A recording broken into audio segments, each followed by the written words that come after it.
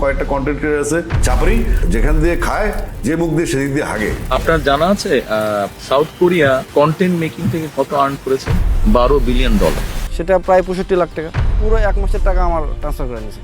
2024-25 সালে Bangladesh content creation থেকে আয় করেছে প্রায় 30 মিলিয়নেরও বেশি এবং এবছর তা আরও বাড়বে।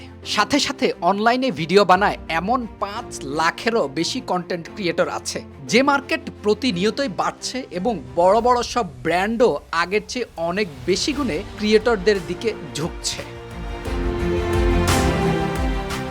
যেখানে দেশে প্রায় 30 লাখের বেশি বেকার বসে আছে শুধুমাত্র কাজের অভাবে, সেই দেশে এমন এক উত্থান শুধুমাত্র প্রশংসার দাবিদার নয়, বরং জাতীয় পর্যায়ে হেডলাইন হওয়ার মতোই। সেই একই জায়গায় হেডলাইন নয়, হয় জাতীয় পর্যায় থেকে তুচ্ছতাচ্ছিল্য।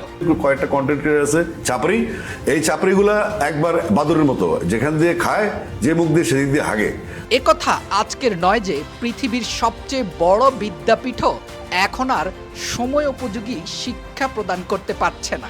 সেখানে প্রাচ্যের অক্সফোর্ড খ্যাত ঢাকা বিশ্ববিদ্যালয় কিভাবে দিবে? তবে মূল আলোচ্য বিষয় প্রাতিষ্ঠানিক শিক্ষার পাশাপাশি নিজেদেরকে আয়ত্ত করতে হবে বিশ্বের সাথে কিভাবে তাল মিলিয়ে চলা যায়। এমন জ্ঞান যাদের আছে তাদের মুখেই কেবল শুনতে পাওয়া যায় উৎসাহ জাগানিয়া সব কথা। সাউথ কোরিয়া খুব সম্ভব গত বছর কন্টেন্ট মেকিং থেকে কত আর্ন করেছে?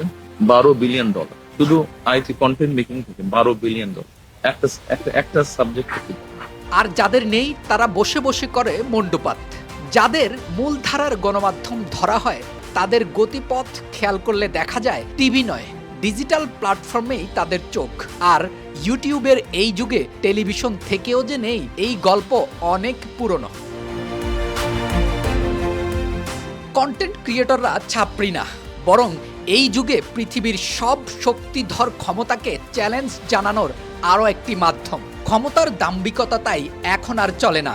যারা এখনো অযাচিত ক্ষমতার কথা বলে সময় নষ্ট করে, তাদের নিজেদের জ্ঞান আর জানার যে স্বল্পতা, তার সবকিছুই পাওয়া যায় এই ছাপড়িদের ক্রিয়েশন থেকে। তাই বসে না থেকে নিজেরাও এসবের মধ্যে ঘুরলে অধিকতর জ্ঞান লাভ করা সম্ভব।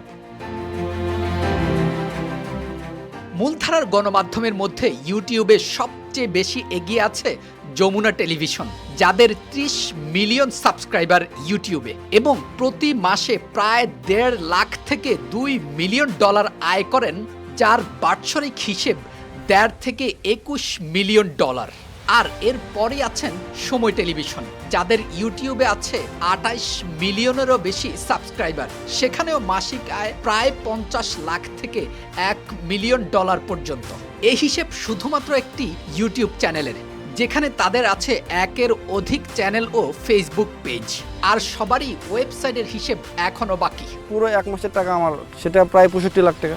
এবার একজন অতি সাধারণ মানুষের গল্প বলা যাক, যে এই শহরের চাকচিক্য কিংবা কোলাহলের মধ্যে নেই, ঘরে বসে নিজের সব ভাবনা কেবল সোশ্যাল মিডিয়ায় পাবলিশ করেন।